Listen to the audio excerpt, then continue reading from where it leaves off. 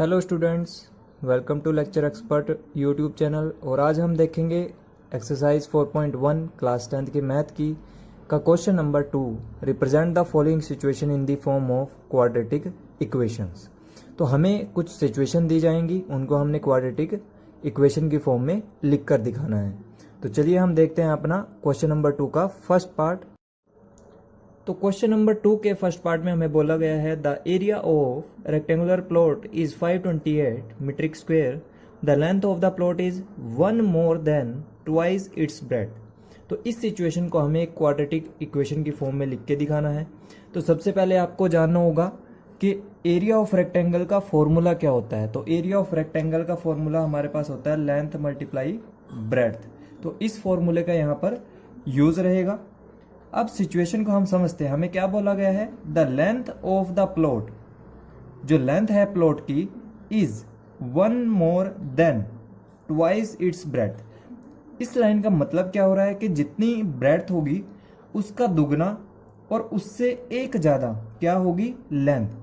अब आपको इस क्वेश्चन में ब्रेथ के बारे में नहीं पता है, लेंथ के बारे में नहीं पता है, लेकिन आपको एक सिचुएशन बता दी है कि जो ब्रेथ है उसकी दुगना और उससे एक ज्यादा हमारे पास क्या है, लेंथ है। तो यानी कि अगर आपको ब्रेथ पता लग जाए तो लेंथ फाइंड करना हमारे लिए आसान हो जाएगा। तो सबसे पहले हम ब्रेथ को क्या मान लेंगे, x। अगर हम ब्रेथ को x मान लेंगे तो हमें लेंथ मिल जाएगी। तो इसमें सॉल्यूशन में हम क्या करेंगे, सबसे पहले हमें लिख लेना है लेट द ब्रेथ बी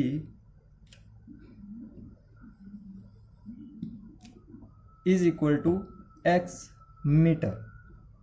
हमने ब्रेथ मान ली। अब हमें पता है कि जो लेंथ है वो इसकी ट्वाइस है, यानी कि दुगनी है, और एक ज्यादा है, तो यानी कि हमें लेंथ भी मिल जाएगी। And the length is equal to twice है ब्रेथ की और एक ज्यादा भी है, तो ये हमें मिल गई लेंथ। अब हमें पता है कि रेक्टेंगुलर प्लॉट का एरिया हमारे पास 528 मीट्रिक स्क्वायर है, तो हम उस फॉर्मूले का यूज करके एक इक्वेशन बिल्ड कर लेंगे। तो यहां लिख लेंगे area of rectangular plot is equal to length multiply breadth. अब हमें पता है कि जो एरिया है वो हमें दिया गया है 528 metric square is equal to length हमारे पास कितनी है 2x प्लस 1 और ब्रेड्थ हमारे पास कितनी है x। अब हमें क्या करना है, इन दोनों को मल्टीप्लाई कर लेना है ब्रैकेट्स को। 528 मेरे पास सेम आ जाएगा, x को मैं 2x स्क्वायर से मल्टीप्लाई करूंगा 2x स्क्वायर हो जाएगा, और x को 1 से मल्टीप्लाई करूंगा तो मेरे पास x हो जाएगा। अब मुझे क्या करना है, इन इक्वेशन को एक तरफ लेके, मतलब ये जो वैल्यू है 528 इसको मैं एक तरफ ले जाऊंगा। तो 2x स्क्वायर को मैंने सेम रखा, प्लस x को भी सेम लिखा। ये मेरे पास इधर प्लस का था तो इधर आकर माइनस का हो गया। तो ये जो है हमें इक्वेशन मिल गई एक क्वाड्रेटिक। तो यही हमें करना है इन वाले क्वेश्चंस में, जो सिचुएशन दी है उसको एक क्वाड्रेटिक फॉर्म की इक्वेशन की फॉर्म में लिखना है। तो फर्स्ट हमारा पार्ट हो गया। अब हम चलते हैं सेकंड पार्ट की तरफ। अब जो हमारा सेकंड क्वेश्चन का सेकंड पार्ट है उसमें हमें बोला गया है the product of 2 consecutive positive integers is 306, we need to find integers. क्या बोला गया है कि दो आपके पास कंसेक्यूटिव पॉजिटिव इंटीजर्स है, यानी कि दो लगातार आपके पास नंबर है जिनका जो प्रोडक्ट है वो 306 दिया गया है, और हमें उन इंटीजर्स को ही फाइंड करना है। तो देखिए, अगर आपके पास एक इंटीजर होता है, मान लीजिए आपके पास एक इंटीजर 1 है, तो नेक्स्ट इंटीजर कैसे आता है, इसमें +1 करने से तभी आता है। उसी तरह से अगर मान लो हमारे पास एक इंटीजर x हो तो उससे अगला इंटीजर कैसे आएगा हमारे पास, x प्लस 1 करके। यानी कि हमें यहाँ दो कंसेक्यूटिव इंटीजर्स मिल गए, तो इन्हीं का ही प्रोडक्ट हमें क्या दिया गया है, 306 दिया गया है, और इसका यूज करके हमने इक्वेशन बना लेनी है। तो इसको लिखेंगे कैसे वो हम देख लेते हैं।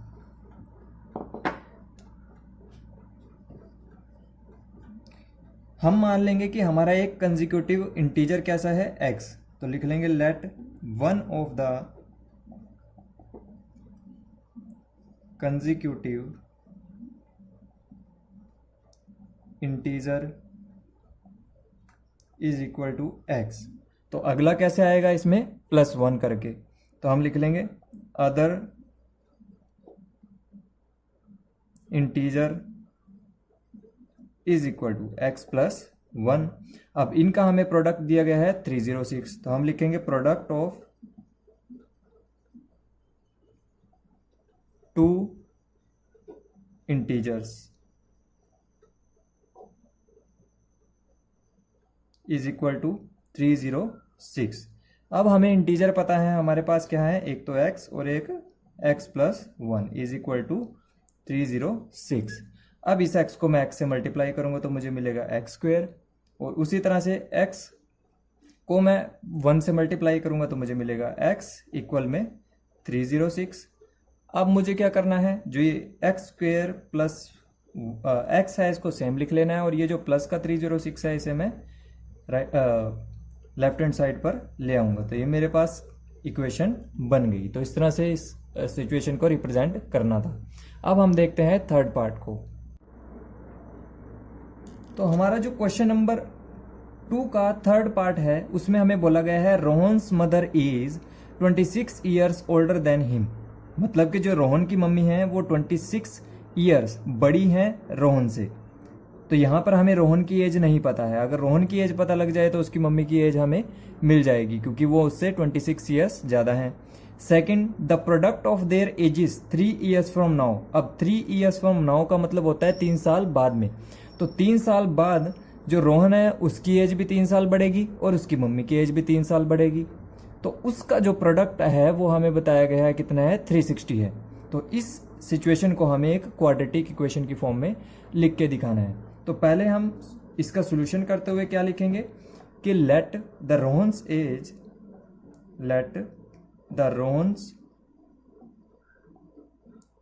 Present age is equal to x years. तो उसकी मम्मी की प्रेजेंट एज क्या हो जाएगी, उससे 26 ज्यादा। His mother's age is equal to x plus 26 years. अब हमें बोला है कि जो 3 साल के बाद इनकी जो एज है उसका प्रोडक्ट कितना है, 360। प्रोडक्ट मीन्स मल्टीप्लाई, तो हमें 3 साल बाद की एज निकालनी है। तो हम लिखेंगे their ages after 3 years is equal to, तो रोहन की एज क्या हो जाएगी, x प्लस 3, और उसकी मम्मी की एज क्या हो जाएगी, x प्लस 26 प्लस 3।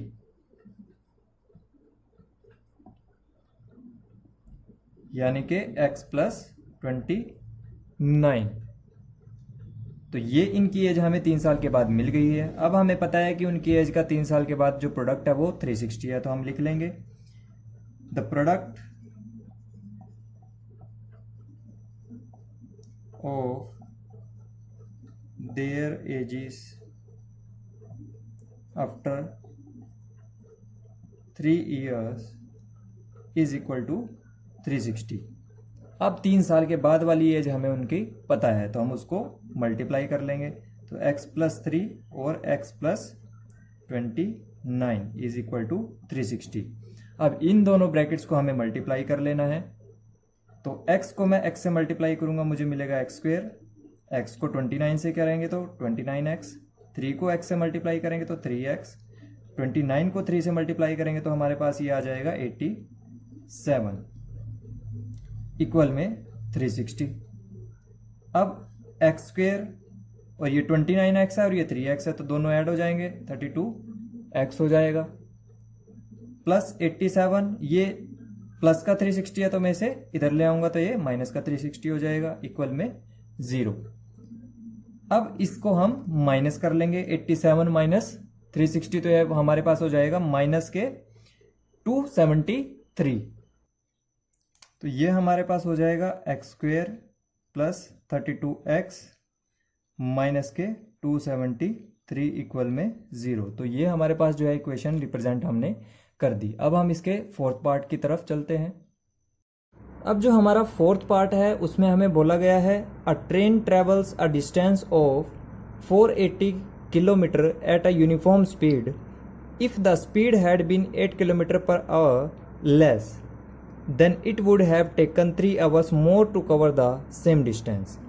तो इस तरह के क्वेश्चन को करने के लिए आपको एक फॉर्मूला पता होना चाहिए पहले तो स्पीड का। तो स्पीड का फॉर्मूला क्या होता है? Speed is equal to distance upon time. इसी से जब भी इस तरह का क्वेश्चन आए तो आपको इस क्वेश्चन को टाइम की फॉर्म में कन्वर्ट करना है। तो टाइम के लिए फॉर्मूला हमारा होता है डिस्टेंस अपॉन स्पीड। तो इस फॉर्मूले का यूज करके हम इस क्वेश्चन को सॉल्व करेंगे, क्योंकि ये क्वेश्चन जो है हमें टाइम की फॉर्म में दिया गया है। टाइम कम लगेगा, टाइम ज़्यादा लगेगा, तो इस फॉर्म में दिया गया है, इसलिए हम सारे क्वेश्चन को कन्वर्ट कर लेंगे टाइम की फॉर्म में। तो ये आपको ध्यान रखना है इस क्वेश्चन को करते हुए। तो हमें बोला क्या है? A train travels a distance of 480 kilometre at a uniform speed. एक ट्रेन जो है वो डिस्टेंस कवर करती है 480 किलोमीटर का एक यूनिफॉर्म स्पीड है, मतलब कि जो स्पीड है वो उसकी चेंज नहीं हो रही है। ठीक है, तो हम इसको टाइम में चेंज करेंगे। तो टाइम का फॉर्मूला हमें पता है डिस्टेंस अपॉन स्पीड होता है, तो स्पीड हमें नहीं पता, तो हम स्पीड को क्या मान लेंगे? एक्स। तो इसका सोल्यूशन करते हुए हम मान लेंगे let the speed of train is equal to x kilometre per hour. हमें स्पीड मिल गई। अब हम टाइम निकाल लेंगे, हमें डिस्टेंस तो पता ही है, तो टाइम निकाल लेंगे। Time to travel 480 kilometre is equal to, तो 480 किलोमीटर 480 किलोमीटर डिस्टेंस ट्रेवल कर रही हैं। यहां पे हमें किलोमीटर नहीं लिखना है, डिवाइड बाय जो स्पीड है वो कितनी है? एक्स। तो ये हमें मिल गया इनिशियल टाइम। अब आगे हमें क्या बोला है? If the speed had been 8 kilometre per hour less. अगर स्पीड को जितनी वो पहले थी उससे 8 कम कर दिया जाए, यानी कि अब जो स्पीड है वो कितनी हो जाएगी? x minus 8। लेस मतलब कम करना, तो यहां पे लिख लेंगे now speed is equal to x minus 8 kilometre per hour. तो ये हमें अब की स्पीड मिल गई कम होने के बाद। तो क्या कह रहे हैं कि जो ट्रेन है उसको 3 घंटे ज्यादा लगते हैं जितना वो डिस्टेंस पहले ट्रेवल कर रही थी, यानी कि अब जो टाइम है उसको ज्यादा लग रहा है सेम डिस्टेंस ट्रेवल करने में ही। डिस्टेंस तो 480 ही कवर कर रहे हैं, लेकिन टाइम 3 घंटे ज्यादा लग रहा है। तो अब का जो टाइम है वो हम निकाल लेंगे। नाउ टाइम टू ट्रेवल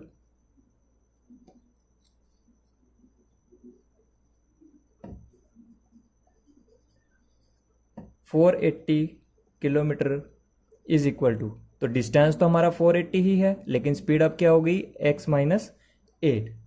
अब क्वेश्चन में हमें क्या कहा गया है कि जो पहले वो डिस्टेंस कवर कर रही थी उसको कवर करने में अब 3 घंटे ज्यादा लग रहे हैं जब स्पीड क्या हो गई है? कम।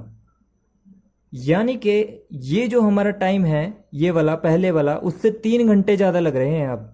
यानी कि जब पहले 480 डिस्टेंस को कवर करने में 480 बाई एक्स हमारा टाइम लग रहा था, उससे 3 घंटे ज्यादा लग रहे हैं। तो यानी कि हम इसको कैसे रिप्रेजेंट करेंगे? अकॉर्डिंग टू क्वेश्चन जो ये वाला जो टाइम है ये क्या है?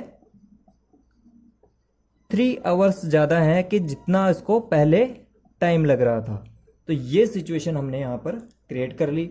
अब इसको यूज करके हम इक्वेशन को बनाएंगे। तो मैं ये इरेज कर लेता हूं ताकि हमें आसानी हो।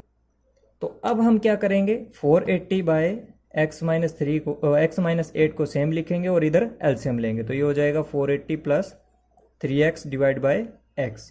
अब हमें क्या करनी है? इनकी क्रॉस मल्टीप्लाई। तो 480 को मैं इस x से मल्टीप्लाई करूंगा तो ये हो जाएगा 480x।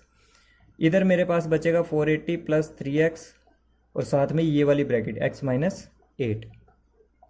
अब 480x को मैं सेम एज इट इज लिख लूंगा। इधर मैं 480 को इस x से मल्टीप्लाई करूंगा, 480x मिल जाएगा। इस 480 को मैं इस 8 से मल्टीप्लाई करूंगा तो मेरे पास आ जाएगा ये 3840। अब 3x को मैं इस x से मल्टीप्लाई करूँगा 3x² हो जाएगा, और 3x को मैं इस -8 से मल्टीप्लाई करूँगा तो -24x हो जाएगा। अब ये 480 और ये 480 कैंसिल हो जाएंगे क्योंकि ये सेम है। तो हमारी जो इक्वेशन है वो क्या आ जाएगी, हायर डिग्री को हम पहले लिखते हैं, तो 3x² -24x -3840 इक्वल में 0। तो ये हमारी जो है इक्वेशन बन गई है। इसे हम और कैंसिल कर सकते हैं 3 पर, तो ये बचेगा x² -8x -3 1 ज़ा 3 3 2 ज़ा 6 और 3 8 ज़ा 24 0। तो ये हमारी इक्वेशन फाइनल आ चुकी है। तो ये हमारे थे क्वेश्चन नंबर 2 के चारों पार्ट। तो आने वाली वीडियो में हम देखेंगे एक्सरसाइज 4.2। तो इस वीडियो में इतना ही। अगर चैनल पर नए हैं तो चैनल को सब्सक्राइब करें। Thanks for watching this video.